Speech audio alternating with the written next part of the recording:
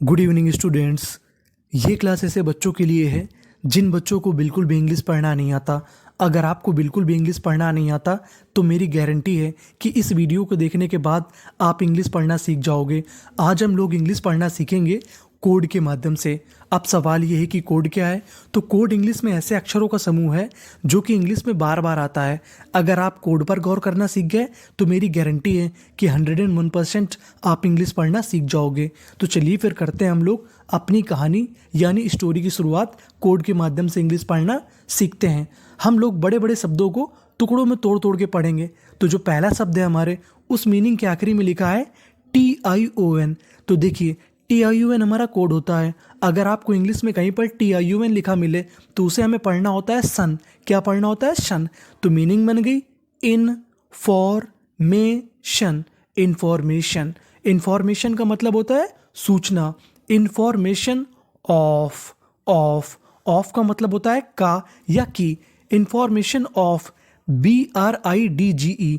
देखिए DGE ये भी हमारा कोड है। अगर आपको इंग्लिश में DGE लिखा मिले तो इसे पढ़ते हैं हम लोग जा। क्या पढ़ते हैं? जा। BRI ये बन गया ब्री। तो मीनिंग बन गई ब्रिज। ब्रिज ब्रिज का मतलब होता है पुल या सेतु। इंफॉर्मेशन ऑफ ब्रिज यानी पुल की खबर यानी सूचना। अब देखिए जो आगे वाली मीनिंग है उस मीनिंग के भी आखिरी में लिखा है TION। और TION को हम लोग पढ़ते हैं शन। क्या पढ़ते हैं? शन। और शुरुआत में लिखा है CON। CON को पढ़ते हैं हम लोग कन। क्या पढ़ते हैं? कन। और TRUCK इसे पढ़ते हैं हम लोग ट्रक। क्या पढ़ते हैं? ट्रक। CONS ये बन गया कंस। TRUC truck. TION सन। तो पूरी मिला की मीनिंग बन गई कंस्ट्रक्शन। कंस्ट्रक्शन कंस्ट्रक्शन का मतलब होता है निर्माण। क्या होता है? निर्माण यानी किसी चीज को बनाने की प्रक्रिया, उसे हम लोग बोलते हैं construction. Gave GAVE gave. Gave का मतलब होता है देना। और ये वर्ब की सेकंड फॉर्म है यानी दूसरी फॉर्म है। इसका मतलब होगा दिया। अब देखिए जो आगे वाली मीनिंग है उस मीनिंग के आखिरी में कोड दिया गया है हमारा ENSE। और ENSE को हमें पढ़ना है एंस। क्या पढ़ना है? एंस। तो मीनिंग बन गई है हमारी इमेंस। इमेंस इमेंस का मतलब होता है बहुत ज़्यादा। NESS को पढ़ते हैं नेस।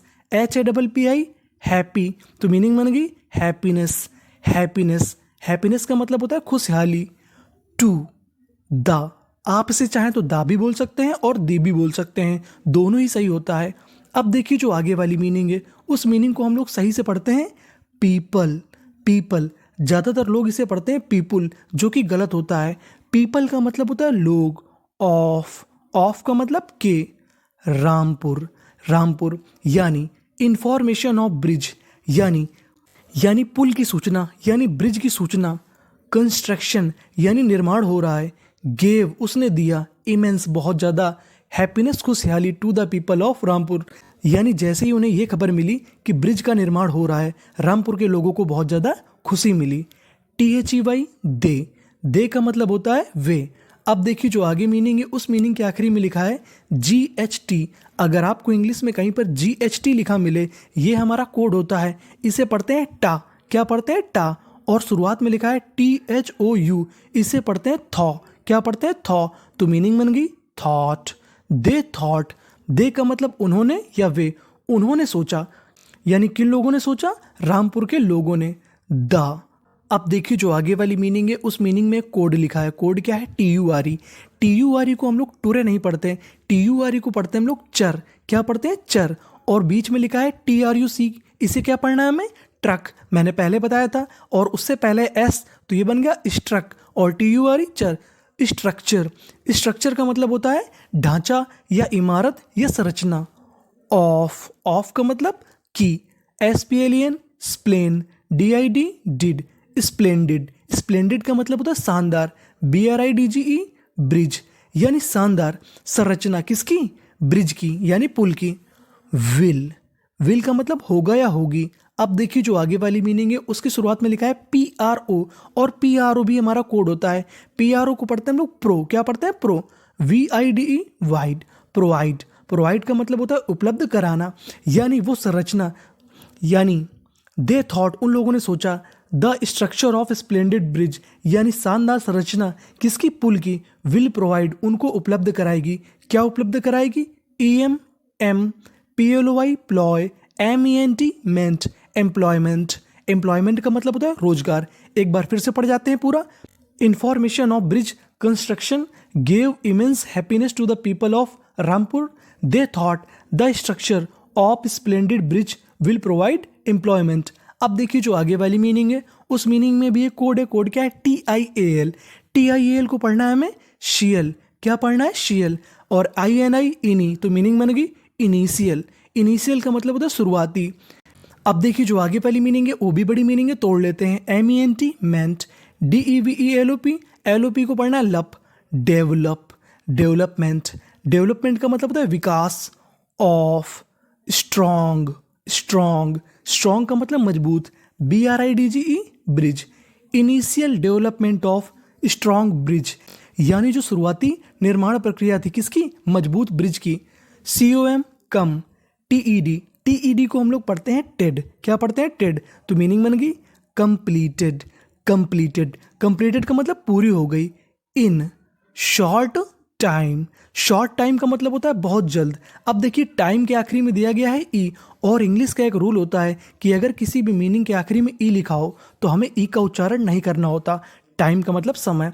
Initial development of strong bridge completed in short time, यानी जो शुरुआती निर्माण की प्रक्रिया थी वो बहुत जल्द ही कंप्लीट हो गई। THERE देयर, इसे हम लोग देरे नहीं पढ़ेंगे, इसमें आखिरी में ई है लेकिन हमें ई का उच्चारण नहीं करना। देयर वॉस, अब देखिए जो वहाँ पर था। देयर का मतलब वहाँ, वॉस का मतलब था। अब देखिए जो आगे वाली मीनिंग है उसके आखिरी में लिखा है हमारा UGH। अगर आपको इंग्लिश में UGH लिखा मिले तो उसे पढ़ते हैं फा। क्या पढ़ते हैं? फा। तो मीनिंग बन गई एनफ। एनफ, एनफ का मतलब पर्याप्त। There was enough budget.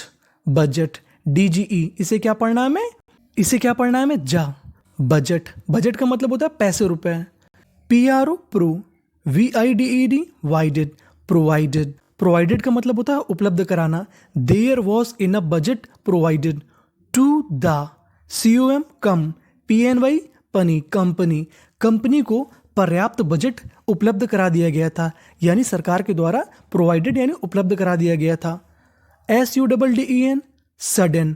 LY को पढ़ते हैं हम लोग ली। क्या पढ़ते हैं? ली। और आपको एक चीज़ यहाँ पे गौर करना है कि D 2 बार लिखा है, और इंग्लिश का एक रूल होता है कि अगर कोई भी अक्षर यानी 2 बार लिखा हो तो उसका उच्चारण 1 बार करना है। तो मीनिंग बन गई सडन। LY ली।